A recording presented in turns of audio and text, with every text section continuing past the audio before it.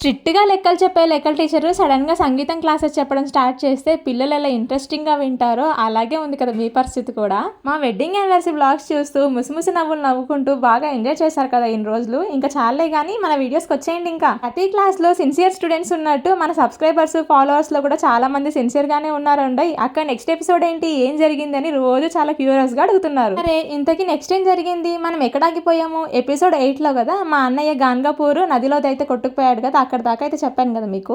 So మొన్న ఒకరైతే అడిగారనమాట, అక్క మీరు ముగ్గురు ఆడపిల్లలు అన్నావు కదా, మీకు అన్నయ్య లేరు కదా అని. అన్నయ్య అంటే మా సొంత అన్నయ్య కాదు, మా పెద్దమ్మ కొడుకు అనమాట. అలాంటి ఇన్సిడెంట్ ఒకటి మా అందరి లైఫ్ లో జరుగుతుందని, మేము ఒక పర్సన్ ని కోల్పోవాల్సి వస్తుందని నిజంగా అనుకోలేదు అసలు. మిగతా వాళ్ళందరూ అంత పెద్ద ప్రమాదం నుంచి ప్రాణాలతో బయటపడ్డారని సంతోషించాలో, లేదా మా అన్నయ్యని కోల్పోయామని చెప్పేసి బాధపడాలో అర్థం కాని సిచ్యువేషన్ అది. అన్నయ్య వాటర్ లలో కొట్టుకుపోయిన తర్వాత అక్కడున్న పోలీస్ వాళ్ళందరూ కూడా చాలా హెల్ప్ చేశారంట. నిజానికి ఆ రోజు ఇంకా ఫుల్ గా వర్షం, దాంతో పాటు వాటర్ ఫ్లో కూడా చాలా ఎక్కువైపోయిందంట. మేబీ వర్షం పడకపోయి ఉంటే కనుక మా అన్నయ్య మాకు దొరికేవాడేమో. ఇలాంటి సంఘటనలు ఏవైనా జరిగినప్పుడు మనకు అనిపిస్తుంటుంది తర్వాత వెళ్లకుండా ఉంటే బాగుండేది, అలా జరగకుండా ఉంటే బాగుండేది అని. కానీ ఏం చేస్తాం, జరిగిపోయిన దాన్ని మళ్ళీ వెనక్కి తిరిగి తీసుకురాలేం కదా. అయితే మా పెద్దమ్మకి చనిపోయిన అన్నయ్య ఒక్కగానొక కొడుకు అనమాట. అంటే 4 ఆడపిల్లలు, అందులో ఒకడు మా అన్నయ్య మాత్రమే అబ్బాయి. అసలు ఒక కన్న తల్లికి తన కళ్ళ ముందే కొడుకు చనిపోయాడంటే ఎంత బాధగా ఉంటుంది కదా. అంతకంటే నరకం ఇంకొకటి ఉండదు కదా. మా అన్నయ్యకి అప్పటికే 2 పిల్లలు, దాంతో పాటు మా వదిన మళ్ళీ 4th మంత్ ప్రెగ్నెన్సీతో ఉందన్నమాట అప్పుడు మా అన్నయ్య చనిపోయినప్పుడు.